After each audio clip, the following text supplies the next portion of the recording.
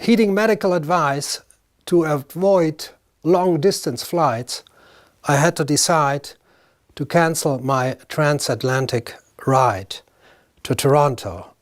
Therefore, welcome to Gdansk, former Danzig, where this video is filmed, and close to where I have been born. It was Milton Zeisman who had proposed to replace my talk in Toronto with that video.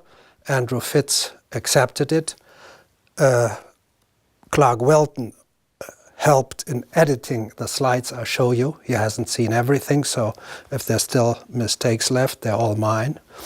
And we have an audience here. It's my son, Tadeusz Heinsohn. And I will go back 20 years when I wrote this book, The Creation of the Gods. I dealt with the impact of celestial events, of celestial powers on the religion of man. And I stopped this book with the catastrophe that divides the Bronze Age from the Iron Age. If you believe in a Greek Dark Age, you know that the Bronze Age comes to an end around 1100 BCE. If you don't believe in it, as I do not, it ends around 600 BCE. And if you are a nerd for stratigraphy, it may even end later, like 400, 350 BCE. Anyway, it will end before the first millennium AD, after Christ C, whatever you prefer to call it. And I have to say today that the major flaw of this book was ending in the first millennium BCE and not looking carefully enough at the first millennium AD.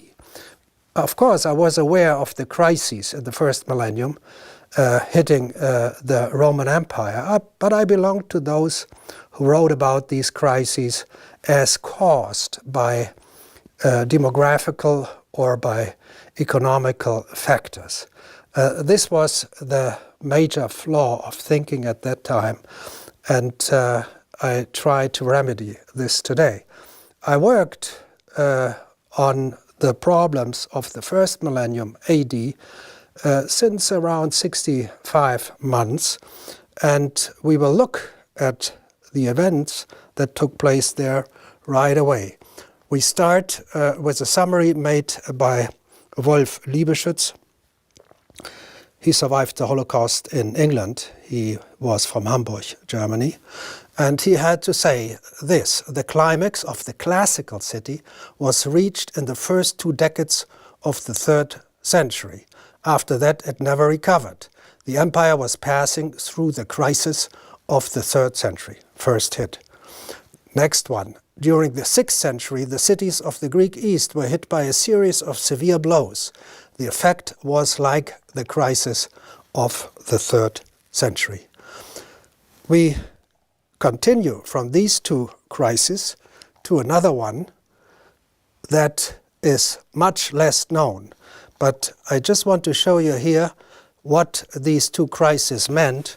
First, you had this area attacked, and 300 years later you had this area attacked, and it looks as if there was very little overlap. And for such a big strike, you would expect, of course, some overlap at least here at these frontiers. Now to the 10th century collapse. Polish scholars were quite avant-gardist in that research. It shows us that we have massive destructions running all the way from Norway to modern Iraq. And I just quote here on the catastrophes of the Viking cities. In the Scandinavian lands, the old rural places of power, commonly called central places, all met their end. A general conversion to Christianity took place at this time. If we move to Poland, there was a rapid, sometimes catastrophic, collapse of many of the pre-existing tribal centers. These events were accompanied by the permanent or temporary depopulation of former areas of settlement. And we move further south to the Black Sea, to Bulgaria. The Bulgarian metropolis Pliska had its whole production area covered by considerable amounts of erosion material. The Pliska basin was turned into a desert landscape in the 11th century. So if we take a look again at the areas that were mostly affected, we have to go all the way around here, and you are getting curious how such a strange arch could have been so meticulously executed. We summarize three major conflagrations. First, 3rd century crisis. It strangles Western Europe, stretching some 2,500 kilometers from Lisbon to Bari. Then we have Justinian's 6th century comet, devastates Eastern Europe, stretching also some 2,500 kilometers as the crow flies from Sirmium to Karnak in Egypt. And then we have the 930s disaster. It flattens the slim periphery left alone by the first two strikes in a huge arch from Oslo to Baghdad, some 4,000 kilometers as the crow flies. So you get the impression that some cosmic monster had tried to wipe out this Roman culture with just one blow. And then in a way, the cosmic maze seemed to have slid a bit far to the left, to west, and the monster had to come back to do the job and hit the right side, and still was not happy because people on the northern edges and on the eastern edges appeared still to be standing and laughing, and the monster came back and finished the job for good. It's very difficult to imagine a celestial event of this type that so neatly divides the destruction into three periods. But it doesn't end here. If we look at the crisis of the 930s, 920s, 940s, give or take a decade, we have to acknowledge that the classical Maya culture also collapsed. And if we look at Samarra in Iraq, the Abbasid city destroyed around the 920s, 930s, we are looking at 12,500 kilometers as the crow flies. That's a huge distance, and it requires some massive agent to wreak havoc on these enormous areas. So what are the causes suggested for the first millennium cataclysms? For the 1st century crisis, the theory goes that enemies, barbarians, mostly Germanic tribes, destroyed the Western Roman civilization. Yet it's very difficult to imagine how human beings could make entire cities disappear under mud, sand, or water. The 6th century crisis is the most meticulously researched. Since 1984, theories are put forward. They are mostly focusing on volcanoes, Volcano Rabaul, Volcano Krakatoa, Volcano Tierra Blanca, and some unknown, unidentified volcano in North America. Since 2009, comets are taken into account, and in 2016, even former comet Encke that disintegrated into the Taurids is seen as a possible impactor. For the 930s collapse, we have a major problem.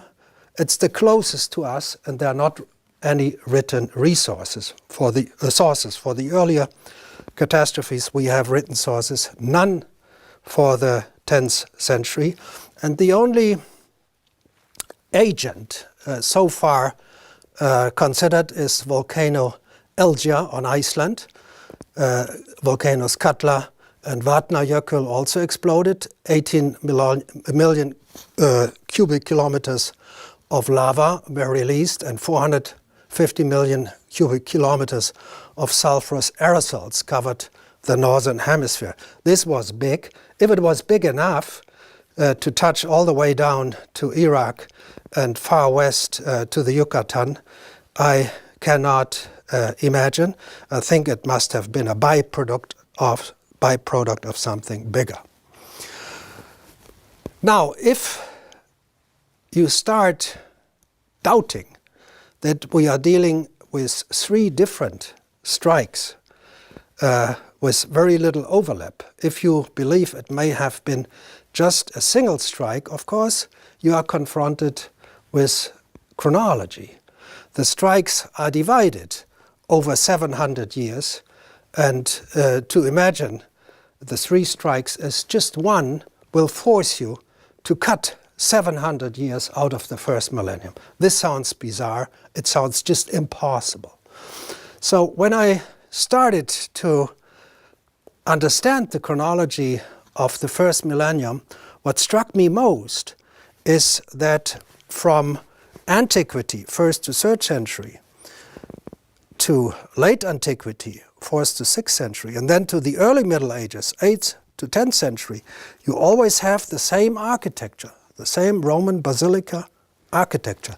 There is no evolution whatsoever in the arts, in the sciences, in the architecture, as I said, and moreover, in the language too. Latin of the 2nd century is indistinguishable from Latin of the 9th century. So it's very strange, because before antiquity and after the early Middle Ages, you have evolution, you have changes. Within the periods, you have evolution. But between the periods, you have a standstill of cultural evolution that just appears to be absolutely impossible. So what to do? You ask yourself, is there any side in Europe or in the Near East, is there any side where you have traces of these 3 steps of civilization? Antiquity, late antiquity, early antiquity. If you have them anywhere superimposed on top of each other, you have a stratum for antiquity, one from late antiquity, and one for the early Middle Ages superimposed on each other. So when you have the 10th century, you dig down and you find the 5th century or 6th century, and you dig down and you find the 2nd and 3rd century, always with this type of architecture. If you look for such a site, the selection is immense. So we know about 5,000 Roman towns and cities, 20 to 25,000 large agricultural estates, Villa Rustica. And further east, we know about at least 5,000 Cherniakhov sites. They are outside of the empire. They are located about here. So we are looking at least 35,000 sites to find those that have these 3 periods, antiquity, late antiquity, and the early Middle Ages superimposed on each other. And when I started looking, I thought there would be thousands. Then I thought there would be hundreds. And then I thought there would be maybe 50. Now I know there is not a single such site. And it's not a result I decided upon myself, but it is the result of asking many, many experts. So, if you get familiar with the idea that some 700 years have to be cut out of the first millennium because these 3 periods that form the 700 years are nowhere existent on top of each other, you ask yourself, why not obey scientific dating? And the most respected by archaeologists now is dendrochronology. You're counting tree rings. And so you have heard, of course, or read that the tree rings do confirm the number of years of the first millennium. This is true of a very famous man, like Mike Bailey. He says, of course, the first millennium has 1,000 years, not 1 year, maybe not 1 minute left. But then the Larsens, very meticulous researchers, they say no. For the first millennium, we just have 782 years in tree rings, not more. So we have to cut out some 218 years. And very recently, you have the attempt by Tim Cullen of Malaga Bay to say the first millennium has only 550 years. So you cut out 450. I have a lot of respect for all these researchers.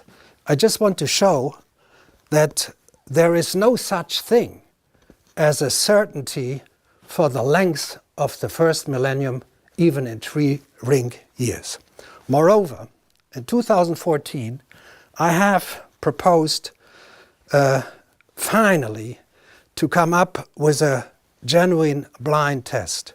So I had asked, especially had asked Mike Bailey, to start his work on a site in which you have antiquity, 1st to 3rd century, late antiquity, 4th to 6th century, and early Middle Ages, 8th to 10th century. And you take from every strata group, you take construction timber and construction timber from here, and construction timber from here, and then you send it out to 5 different dendrochronological institutes, and they don't know, of course, what they are receiving, but somebody knows what he is sending out, and they will come up with a blind test. You would expect this has been done long ago. It was never done. I have to add, though, that my proposal was a bit mean, because I made the proposal when I had already discovered that there is no such site out of the more than 30,000 that we know that has these 3 strata on top of each other. Thus, you cannot find any place where you can pull out a piece of wood here, a piece of wood here, and a piece of wood here, and then date it. So most of you will now think about Rome, and you think, but Rome has everything. In Rome, you find for every century, from 100 to 900, you will find buildings. And this causes me to reenact, in a way, the first-class freshmen that study Christian archaeological history. They are confronted with 2 enigmas, or with 2 miracles. Miracle number 1, Christianity, they are told, is the only major religion in the history of man that had to do without temples, without buildings, without churches, for 300 years. Enigma number 1, miracle number 1. Then, eventually, 300 years after Christ, in the 4th century, when they started to build churches, they decided to do this in the style that was 300 years out of date. So they built their churches in the basilica style of the 1st century. This is Old St. Peter, dated to the 4th century, and this is, in the same city of Rome, of course, the Basilica Ulpia, built in the late 1st century CE, or after Christ. This, of course, is downtown in Rome. It's a very rich building, and this is outside of the Roman walls, so it's a relatively poor building, but you can see, if you look closely enough, that it's more or less the same architecture. Okay, now we move to late antiquity, 4th to 6th century, and here we again find in Rome basilicas with these peculiar ground plans. And now you tell me, look, there you have it. You have this in antiquity in Rome, and you have this in late antiquity in Rome. Yes, that's how it is called. But these churches they are never superimposed on buildings of antiquity. They are sitting in the same village, on the same big town, you have to say, in the same plane. They are not distributed like this, but they sit in the same archaeological plane. Richard Krautheimer, the most ingenious scholar who ever put his mind to the problems of Rome, he survived the Holocaust in the United States. He was from Fürth in Germany, like Henry Kissinger. So what he discovered for himself was that in late antiquity, the Christians created a renaissance of antiquity, a perfect renaissance, down to the building materials, down to the roof tiles. And then in the early Middle Ages, 8th to 10th century, there was a second renaissance of the basilica types. And he was so precise that he could show in the 9th century, they imitated ground plans of the 5th century. And in the 8th century, they imitated ground plans of the 4th century. So, thus, it looks like a complete and perfect renaissance. But again, all three types of buildings are never found superimposed on each other. So that's why even for Rome, if you look at any particular area of Rome, you never find antiquity, late antiquity, and the early Middle Ages superimposed. You find them like this, side by side. And this is the question I'm just asking. Can we cut out 700 years out of the first millennium? I compare now Rome with Constantinople and Jerusalem. You see, this is antiquity Rome, 1st, 2nd century. This is late antiquity Constantinople, 4th to 5th century. And this again is Jerusalem, 1st to 2nd century. At the first glance, you get the impression this is the Circus Maximus of Rome with the imperial palace. This is Circus Maximus of Constantinople with the imperial palace. Down here, you get the impression, oh, they really try not to fall too much behind the 1st and 2nd century AD. So now we go into Rome, and you see in the colors, I gave the same colors to antiquity, late antiquity, and early Middle Ages. And in each period, you have the same basilica style, the same building materials, the same colors and paints. You have no new living quarters here and no new living quarters here. So the churches, they are divided over the three periods. But the same is not done with the living quarters. We have living quarters basically only for one period. Wherever you put them, you can put them here, you can put them here, you can put them here. But you don't have 3 times living quarters on top of each other. But what is even more striking in the latest period, 8th to 10th century, you have, as I mentioned before, the same Latin as 700 years earlier in the texts that are attributed to this period. Moreover, the texts that are attributed to this period mention nearly all the famous buildings dated to the 1st or 2nd century.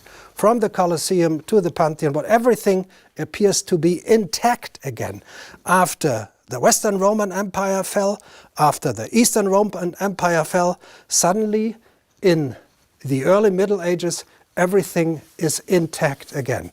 So you have an additional hint that we are dealing, for all the three periods, with just one period that in chronology is distributed, split, put on top of each other, but that in stratigraphy and in cultural elements belongs to the same period. To have an impression of the destruction that hit Rome, I juxtaposed here, again, downtown Rome in the 2nd, 3rd century, And this is Rome around 1500. And you can see that the city is still full of mud heaps, nearly as high as the Pantheon, because they had dug out the Pantheon and thrown the mud that had covered the city behind it. And very few buildings are left. So here you see the Pantheon here you have the Pantheon here you have the Colosseum here you have the Colosseum here. It's a wasteland with a few significant ancient buildings and churches. If you do a close-up on the very downtown of Rome and of the entire empire, stretching 4,000 kilometers as the crow flies, you can see that even in the 16th century, downtown Rome is still used for basic food production, agriculture. So the Circus Maximus is divided in individual fields with water ditches, and you can see the imperial palaces. They still look like Hiroshima or Dresden. If we turn to Byzantium, we have first antiquity, 1st to 3rd century. The authors of that period, especially Cassius Dio, he tells us that from the 1st to 3rd century, Byzantium, or Constantinople, whatever you want to call it, is second only after Rome. It's the second most important city of the Roman Empire. And it has for the first 3 centuries basically not one brick, not one house, nothing. But in the 4th to 6th century, when you have this impressive picture of Constantinople I showed you here, in the 4th to 6th century, you have a civilization in Byzantium that is indistinguishable of Roman civilization from the 1st to 3rd century. Now we move to the early Middle Ages, and there is not a single new building in all of Byzantium. Thus, what the scholars do is they turn to texts, and they said the texts are mentioning peculiar buildings, and then they discover that the buildings mentioned by texts attributed to the early Middle Ages, the buildings are indistinguishable of the buildings that are in reality existing here, and that are looking very similar to buildings from that period in the city of Rome. Thus, Byzantium, for the 3 periods, for the 700 years, or if you look at the end, 930s, 1 to 930s, has archaeology, strata with buildings for some 230, 240 years, give or take a decade. There are no buildings in antiquity, there are no buildings in the early Middle Ages. If we move to Jerusalem, it has a famous stratigraphy, very recently made accessible for the public, Kishle, and it is the finest stratigraphy of all of Jerusalem. And you have a situation different from Byzantium in that way that you have antiquity, but you have no buildings for late antiquity. And you have no buildings for the early Middle Ages. You jump from antiquity, 1st to 3rd century, right into the high Middle Ages, 10th to 11th century. And here you find a building constructed under the Crusaders, a tannery under the Crusaders in the 11th, 12th century, which means Jerusalem is naked of buildings from around 230 to at least the 10th century. And we are puzzled by this because when the Crusaders attack Jerusalem, they kill the Muslims and the Jews in huge numbers. A massacre well attested for in many sources. And we do not understand who the people are they could kill if in this period of the early Middle Age to 10th century there was no new construction in the city. There were no buildings where these people could have lived. Of course, you have buildings down here, but you cannot massacre people in the 11th century that live in the 3rd century. That's impossible. This can only be done if you take out 700 years. Now we move away from these 3 very central cities and look at areas all through Europe. And I'm doing this very quick because you understood the idea. This is one of the palaces of Charlemagne, 8th century, 8th, 9th, 10th century, and that's the building here. And it is modeled after a building in Cologne 700 years earlier.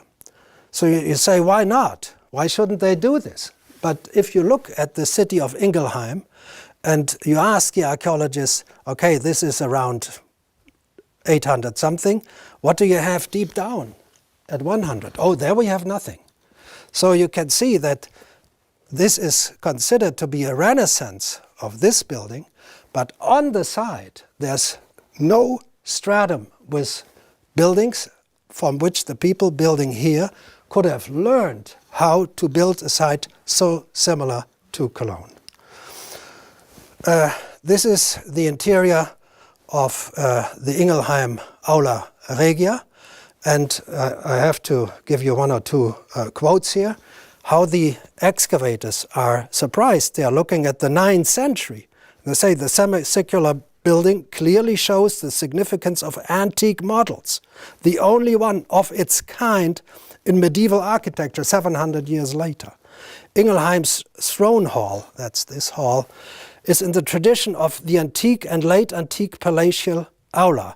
And I have to add, the colors here, the painting here you find, is down to the chemical fingerprint, identical with colors that were employed 700 years earlier. The aula roof was covered with tiles formed in the ancient Roman way. So you imagine, if you ever build a house, the roof tiles are important. You want to be very correct with the roof tiles that no water is coming through. And why would people in their right mind not change even the roof tiles 700 years later?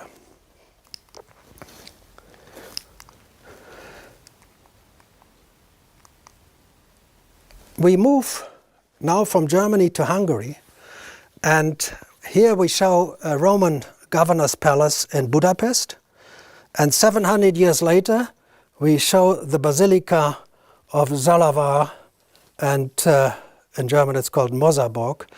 And the excavators are surprised. This building is much simpler, much smaller. They are surprised by the same architectural styles, by the same building materials, and even the smaller details. These this is painted glass from the 9th century. This is painted glass. These are gaming stones made of glass 700 years earlier. And if you go to very sophisticated material, we come back to that. This is Millefiori glass, and this is 1st century Millefiori glass. And this is the Millefiori glass found in Mosarburg in the 9th century. And you wonder how they could recreate the technologies for such sophisticated items.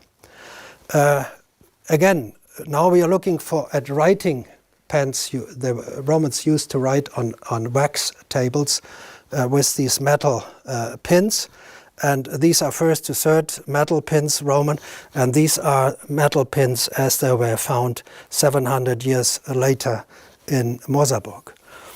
We move to southern Italy, and in the 8th, 9th century Langobardian area, there is a small temple, that's why it's called Tempietto del Clituno, and it's built in a style of 700 years before. And the researchers wonder, the Roman imagery of the Tempietto is overwhelming. As well known, it was convincing enough to lead a critic as acute as Andrea Palladio to rank it among the ancient Roman temples. We move now to Spain, northern Spain, Oviedo, and again we have a government building of the 9th century with a ground plan 700 years older, and we have here a church, San Julian de los Prados, and the scholars write the surprising ornamental painting in a Roman Pompeian style gives the impression of an antique basilica through and through. They do not understand why this could be achieved 700 years after the original buildings had been built and were destroyed, either in the end of the Western or in the end of the Eastern Empire. And again, if you look at these sites from the Longobards or here from Spain, and you ask, okay, this is the 9th century, you built this, do you have anything in the 5th century, or do you have anything in the 2nd century underneath? No, we have only that. Now we move to Bulgaria. Here you see Romans Sofia, Ulpia Serdica, with walls 10 to 12 meters high, gates 13 to 15 meters high.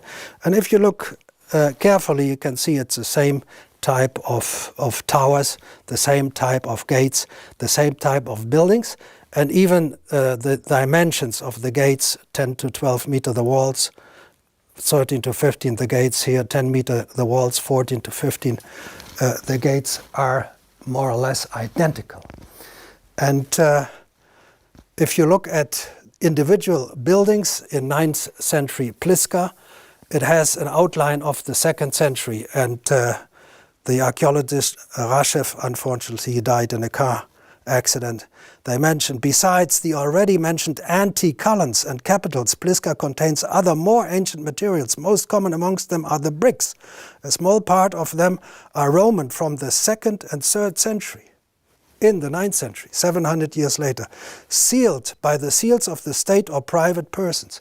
So now you have to imagine, you build a new major house, or actually a public building, and you use the bricks, the individual stones in the walls, and you take them from 700-year earlier buildings. And more important, roof tiles are, they believe, used roof tiles. And again, if you build a house, why would you use 700-year-old roof tiles? Because the roof tiles crumble and you have to replace them after some time. A major problem. These are some of the buildings constructed in the Roman city of Preslav. And again, you see the typical basilica style of the 2nd century, 700 years later in the 9th and 10th century. And the Bulgarian archaeologists, they're really, really puzzled. They say the thesis about the antique origin of the monumental buildings in Pliska is not based on the antique materials found there alone. Its most impressive monuments are antique in appearance. It seems more natural to assume that they belong to an earlier epoch, but the archaeological evidence does not allow this, and it is exactly what makes Pliska a real puzzle. They do not understand why in the 9th century people built like in the 2nd century. But if you look at Pliska and Preslav and you ask what you have deeper down, something in the 2nd century or in the 5th, 6th, nothing. They have only this. So you understand, whatever the site, whatever you date in the 1st millennium, there's always only one block. There are not 3 blocks on top of each other, building blocks. There's just one block. We move to England. One of the major enigmas of England is that at the time when everybody believes the Anglo-Saxons from Germany took over the island, it's dated around 400 after Christ, 5th century after Christ, up to 900.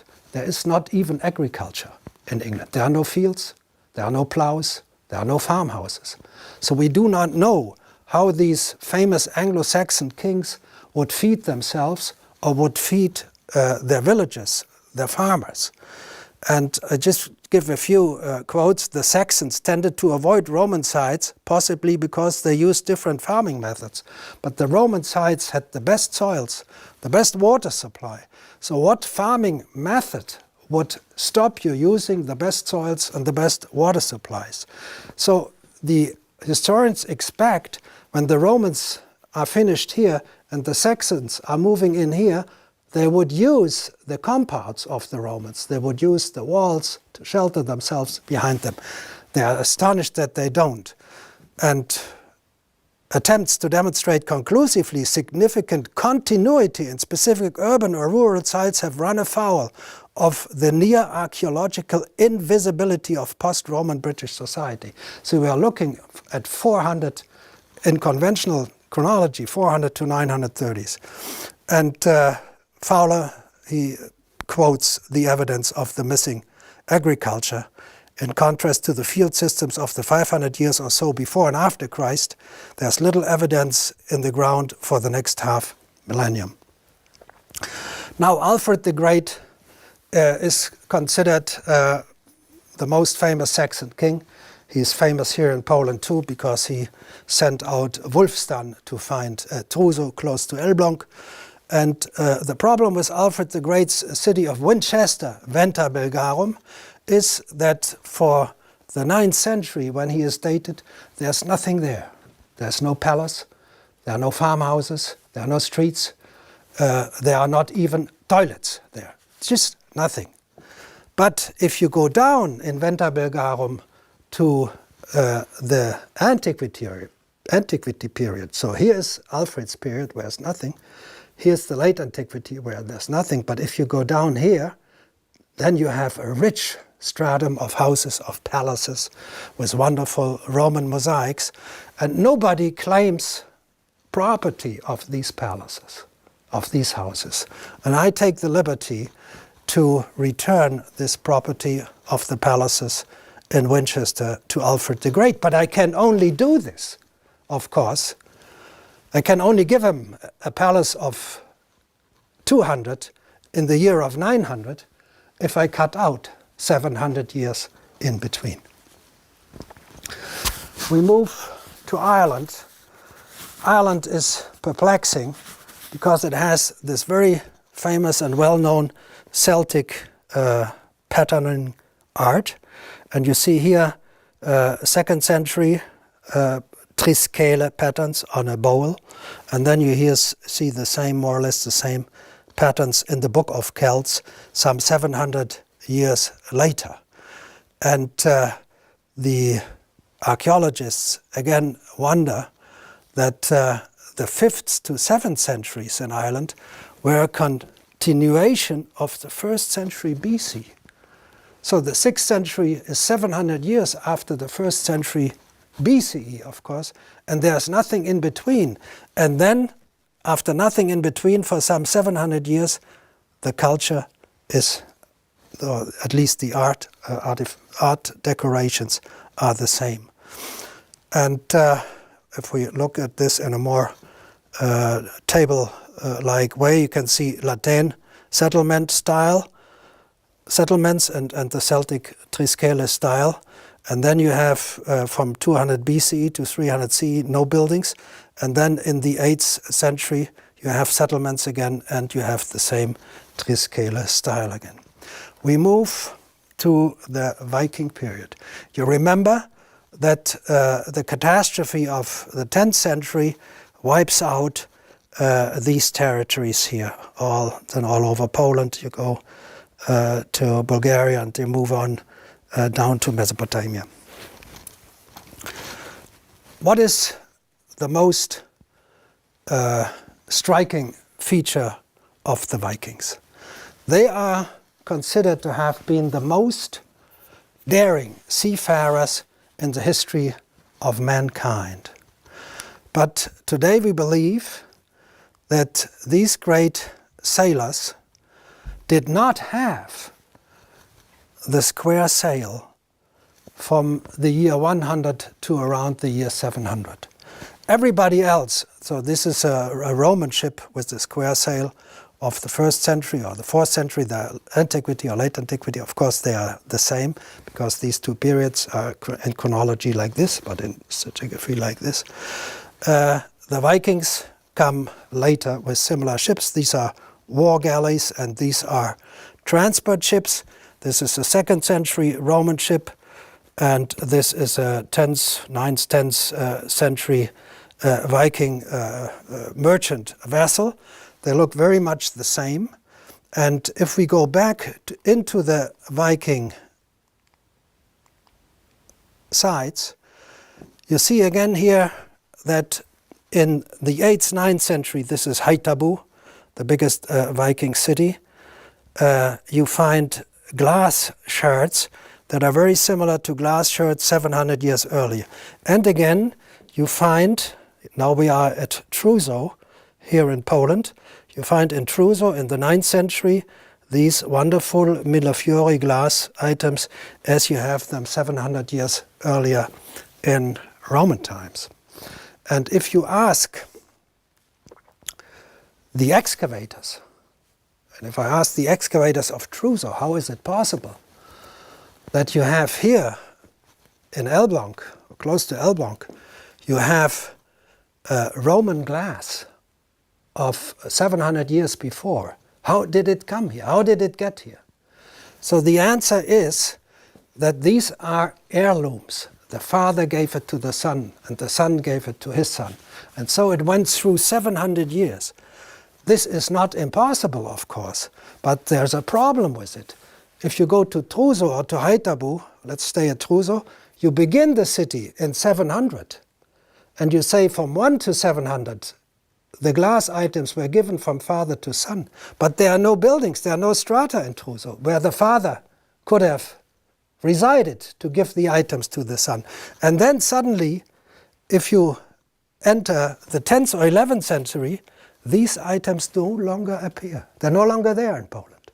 So you wonder why the father suddenly stopped to give these items to their children. Stop. In Hungary, that early medieval buildings had Roman glass items from times 700 years earlier. The same is true for the Viking towns. Here you see Roman glass from the 1st century and Roman glass from the 8th, 9th century. This is in Haithabu, Germany. Here you see Roman glass from the 1st century, and here you see Roman glass from the 9th century. This is in Truso, Poland. And again, we can look at different items. Here we go again to Haithabu, Germany. You have a Roman tile of the 1st century CE, 800 years later, and in Truso you have Roman coins of the 2nd century in the 9th century. So if you ask the excavators how is it possible that their sites have items of 700 years before, they say these are heirlooms. They are bequeathed from the parents to the children over 700 years. But there's a problem with this explanation, because neither in Truso nor in Haithabu you have settlement strata from the years 1 to 700 in which the parents could have given the items to the children. They're just not there. So in actual fact, what you see in Haithabu or in Truso, that within the 1st millennium, again, you do not have these 3 periods on top of each other, but just one for around 8th to 10th century, a maximum of 230, 250 years.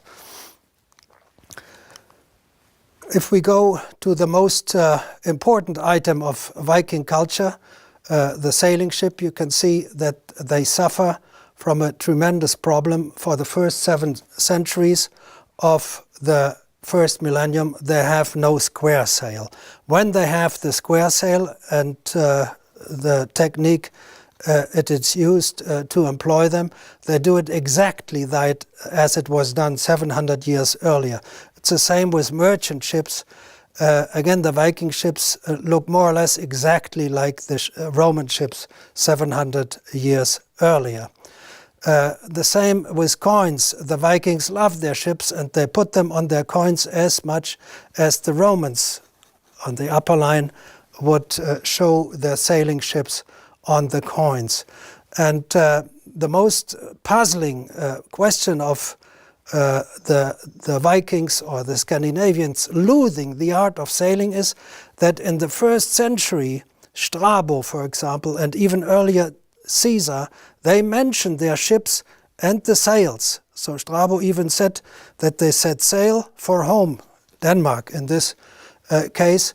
Strabo would have said they rowed home to Denmark if they did row home, because people would have had something to laugh about. So we have a big problem, and the leading historian of Viking shipping, Jan Bill, said it is that before the 8th century the sailing ship was not adopted in Scandinavia is puzzling. But if I tell him it is puzzling only if you do not understand that the period of Strabo, 1st century, and the Viking period of the 8th century, they are not on top of each other, that they are side by side, they would say that's just bizarre. Because what does it mean? It means that Julius Caesar comes 700 years closer to us. He's no longer in the 1st century BCE, he is in the 7th century CE. And this is just unacceptable. We move to the Arabs. A brief word about the Arabs. We have about Arab civilization a very strange view. They have a dark side and a bright side. What is the dark side? For the first 700 years of the first millennium, they do not write philosophical or astronomical or poetry texts. They do not issue coins. Before Christ, they do exactly that. And the tribes, the Arab tribes we know after the time of Muhammad, are known 700 years earlier in the time around Christ. So we wonder, why do they not write? Why do they not issue coins? Why do they look absolutely retarded when there were legions of experts around who could have taught them everything? But then after around 700 comes the bright side of the Arabs. When there's nobody left to teach them anything, because the Western Empire is gone, the Eastern Empire is gone, at that time exactly, they perfectly reenact and recreate Roman culture. I begin with glassware. This is a Roman vase found in Cologne. This is a glass shard from the 9th century found in Samara. And we go to Millefiori glass bowl. This is a Roman glass bowl of the 1st century. This is an Islamic glass bowl of the 8th, 9th century, some 700 years later. Down to the chemical composition, it's the same material. This is the site we are looking at, Samara. You can see 58 square kilometers, 6,300 building. It disappeared at the beginning of the 10th century under glass. It's the largest archaeological site in the world.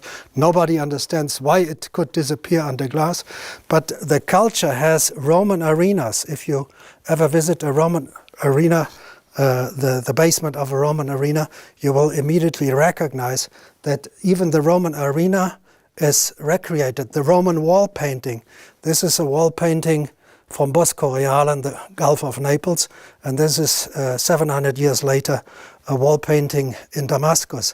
And the art historians, they really surprised. The famous 8th century frescoes resort to ancient motifs, show parallels with the motifs of the 1st century frescoes in Pompeii and Bosco Reale 700 years earlier.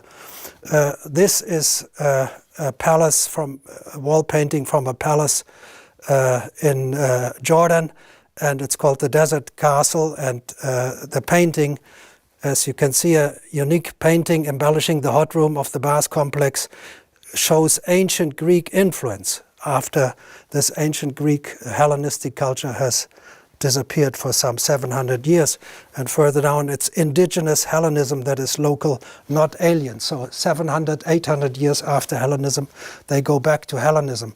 If you go look at the ground plans of their large compounds, it is said that they are recalling earlier Roman cities of the 1st, 2nd centuries, 700 years earlier. If you look at the peculiar arches, they look like Hellenistic arches 700 years earlier. And again, if you ask the experts, what do you have in these wonderful cities from 1 to 700? Do you have strata from which they could have taken models they imitated 700 years later? No, there is nothing. These are 1st century Arab structures, and these are 8th century Arab structures, and there are no Arab structures like this in between. So we have seen in areas reaching from Scandinavia to Mesopotamia that material culture, some 700 years apart, looks very much the same. And if we go to the end of the first millennium, which is the so-called third catastrophe of the 930s, we even have very similar results for the end. So London, we look here at London, that's a 154-meter basilica in 2nd century London, as long as St. Peter's Cathedral in Rome. And you can see parts of London were already covered by a horizon of dark silts, often described as dark earth. Land was converted to arable and pastoral use, or abandoned entirely. So downtown London turned into agricultural land like downtown Rome. And now we go to Pliska in Bulgaria, and again we see a dark grey layer had strangled Pliska at the beginning of the 10th century. A city of the dead had, between the 11th and 13th century, covered the lion's share of Breslau. The entire city area turns into a burial ground for the dead. But the architecture of the 2nd century here and of the 9th century here in Pliska is indistinguishable. We come to the end of the millennium, or to the end of this lecture. The question is if something happened before the 930s that was big, but not as big as the big catastrophes dated to the 3rd and the 2nd. And there was one, it's in the 860s, is the crisis of Marcus Aurelius with a plague. The emperor himself died of the plague. We have a repetition in late antiquity, 290 years later, and again we have a repetition in the 860s. So if, again, we assume that these three periods that are chronologically on top of each other, stratigraphically are parallel, you can see, yes, there is a major crisis, and we have invasions here, and invasions here, and invasions here. I look just as two examples. Here you have invasions of the Xiongnu and the Quadi. Here have the Huns and the Gothi. Here have the Hungarians and the Vikings. And they all enter Italy, Friulia, Italy, Friulia, Italy, Friulia again. So from three different sources, I assume, we are always looking at the same invasion. And this is what in Germany is called the Völkerwanderung, or the migration period. And then, of course, in the 230s, 530s, 930s, we have these three catastrophes. And again, I say stratigraphically, they sit in the same level.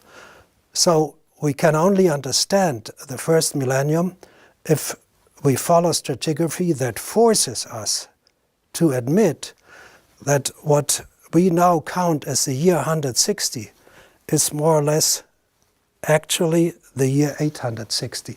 Thus, the Viking sites, they are more or less dated correctly. But the Roman sites and the Byzantine sites, they are dated 700 or 400 years too early.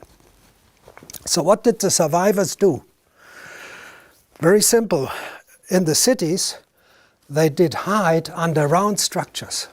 Because whatever hits a city, a tsunami, a mud wave, whatever, it will destroy walls, longitudinal walls, but round structures, like around a theater or at the end of a circus, has a good chance to survive. And you can see here Rome before and after the catastrophe. Again, it looks a little bit like Hiroshima, but there's already reconstruction done, and you can see how this theater, the rest was destroyed or covered in mud, is turned into a little city. They built a wall and a gate here, and in the theater steps they built small huts.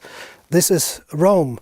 This is the same in Calabria. It's an excavation report. Here you see in green the little huts built right into the theater. This is in Spain, in Tarragona, Tarraco, where the buildings were built into the circus. And in the wall of the circus they had also dug a little gate to enter there.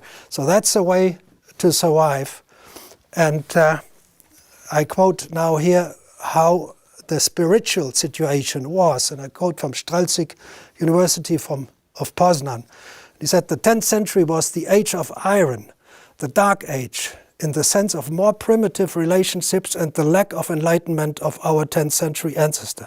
A period of renewed and universal anarchy in social relationships came. The development of Latin Europe became retarded. In the period from about 920 to 960, nothing of any great interest in the fields of intellectual development or literature appeared in Latin Europe. So if 40, 50 years, no scholarly texts are written, then knowledge is simply wiped out. And aside of these structures in the remaining ruins of the cities, round structures, what we have is an explosion of monastery building. And of course, the monastery existed earlier, but that nearly all of Western Europe was covered with monasteries. That started in the 10th century only. It is not understood why this is the case. And my explanation is a pretty simple one. Remember, there are no written sources for this 10th century catastrophe, and I think we have to look at the sources that exist for the 3rd century and for the 6th century, because these three catastrophes are side by side. And there we learn that the population losses could run up to 90%. Maybe average 40, 50%. So you had survivors, but you no longer had functioning entities, social entities. You had rich and poor. You had slaves and masters. You had pagans and Christians. And they would not have talked to each other before. Now, to have a chance of survival, they had to find a common ground, and some Christian egalitarianism was the foreign ground that allowed them to work together and to survive in a non-monetary system. The monetary society was struck too. So you had this kind of Christian communism in the monasteries. The military men, the knights, they start with their castles on the hilltops, with drawbridges, with moats, kind of structures that did not exist in the first millennium. And even the villages are located up into the hills because the people feared that something bad would strike again and hit them too. We are now in the High Middle Ages, 11th century, and these are images of a church close to Rome, of Gaeta. And people who moved into the church, on the right side, they could see this monster. Here on the right side, they could see this monster devouring a human being. And when they came out of the church, again on the right side, they could see the monster releasing a human being. So it is the imagery, for example, of Jonah and the whale that was used to remind the faithful of what they had gone through and what might happen again if they are not faithful. And the most important text for the next, I would say, 900 years of Christianity becomes the Apocalypse, the Revelation of John. And this famous text, you know it all. A mighty earthquake took place, and the sun became black like animal's hair sack, and the full moon became like blood, and the stars of heaven fell to the earth, and 1/3 of the earth was burned up. Something like a huge mountain burning with fire was hurled into the sea, and 1/3 of the sea was turned to blood. A huge star fell from heaven, burning like a lamp, and it fell on 1/3 of the rivers, and 1/3 of the waters were turned into bitterness, and many of the people died from the waters. This is the spiritual nourishment. Now let's go back to the loss of knowledge. Here I show you celestial globes of 150 after Christ, of 150, 230 after Christ. So you can see from these instruments that the Romans were perfectly capable of watching and recording the movements in the sky. To do this, you need an atlas of the sky, and you need to know your position on the ground. You always need to know where you are, and then you can follow movements and record them. For this, you need these instruments. So the next time we see globes like this, we are in a period 600 years later in my chronology. That's a shorter one by 700 years, and 1,300 years later in mainstream chronology. You get an impression how far-reaching the catastrophe had struck. Here we see something even earlier from 70 BCE, that's the so-called mechanism of Antikythera, and it was an instrument for predicting astronomical positions, eclipses, and the cycles of the Olympic Games. So this is what you see in essence in the museum. I took the photo last month. And this is a reconstruction of this instrument, and it could show you the position of every planet, the sun and the moon in the sky. This is the kind of knowledge that we lost. And the loss of this knowledge brings me, or at least you, to the question, so how was a return to counting of the years managed? And I believe in a very simple one. I'm not in favor of falsification, of faking, of just creation out of the blue sky. I think when the catastrophe shook somewhere around the 930s, there was no scientific activity up to the 970s, 980s, maybe longer. Then someday people would start counting the years again. And what did they know for sure was they were after Christ, that they understood. And I think they decided to choose a year as the new year one. And this year one is turned later in the year 1000. And why 1000 years? They might have thought, because in the Revelation of John again it is said that after 1,000 years Christ and the devil in the valley of Armageddon will battle out the final fight in a major catastrophe. And maybe, it's a speculation, this catastrophe of the 10th century was seen as this: after 1,000 years the devil and Christ are fighting it out. And so they had a basis for a year one. And only later arrived the desire to fill these 1,000 years with history. And that's when the composition began. So the authors had the very few sources on their table, and they had to put them in a sequence. Even in actuality, they lived in parallel. And this brings me to a few questions my son has asked, and I will focus on Christianity. The most important figure of Christianity is Paul the Apostle, Saul of Tarsus, a Jew from Tarsus, and he directed a radical movement all the way from Israel through Asia Minor to Greece and Rome without non-Christian sources ever mentioning him.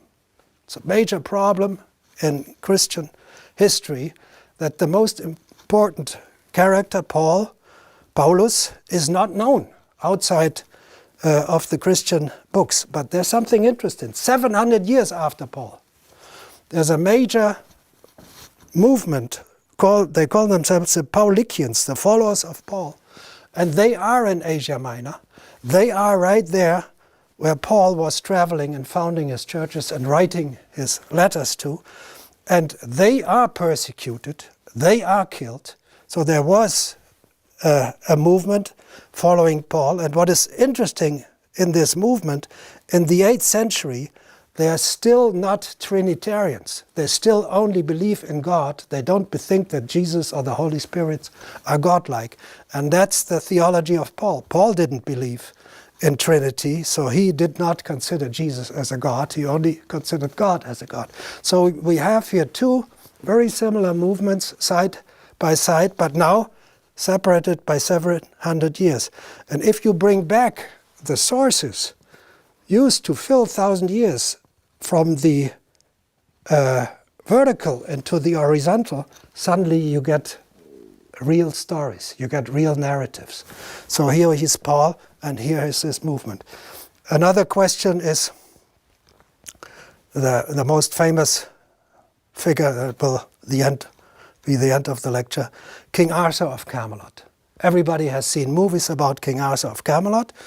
And what do the historians tell us? John Myers, one of the leading British archaeologists of the last century. No figure on the borderline of history and mythology has wasted more of the historian's time. And if you write to the museum in the city of Camulodunum, you think it sounds like Camelot, Camulodunum, it's Colchester, and you ask them, isn't there a relation between King Arthur and King Atze of Camulodunum? They say, no, that's impossible. What do they say? Eastern England lay in the heart of the region first occupied by the Saxons, so cannot have been the area in which Arthur operated. Acting as a military leader of the Britons, Celtic, indigenous Britons, the invading Saxons, any historical Arthur would have had to have been operating outside the area of primary Saxon settlement. So they believe that all these areas were full of fully armed Saxons. And so Arthur could not have operated there. But you remember in the lecture that in actual fact, there's nothing. There's not even agriculture for the Saxons from 400, 500 to 900. So Saxons were there. And what is interesting in the Saxons is that they have pottery from the late Latine period, 1st century before Christ.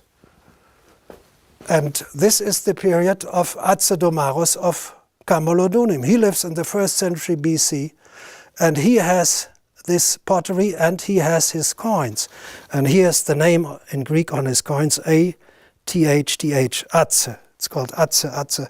So it's Atze of Camulodunum.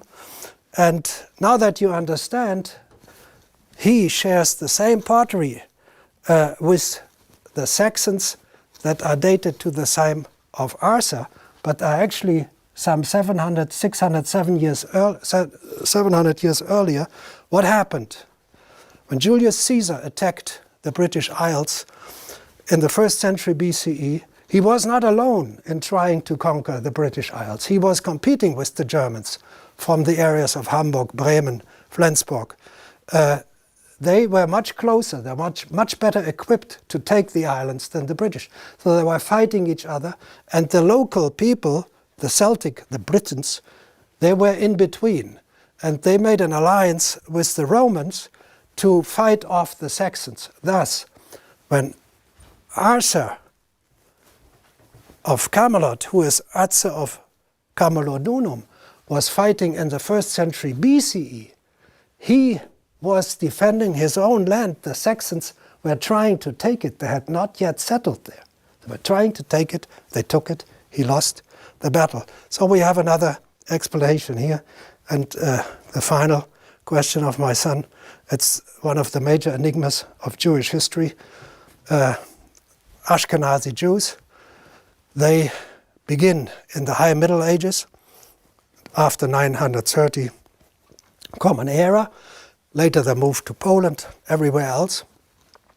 And the problem is that in the early Middle Ages, in their original area in Germany, Belgium, France, in this area, there is no archaeological evidence for Jews from the 8th to the 10th century. So there's a hiatus of 300 years before the High Middle Ages. So they say, if the Ashkenazi Jews begin here, and there are no Jews whatsoever in synagogue architecture for 300 years, they have nobody who could have been their forefathers. We have the same situation like in Jerusalem, where the Crusaders massacre Jews and Muslims, but in the stratigraphy of Jerusalem, you do not have Jews before this massacre occurs.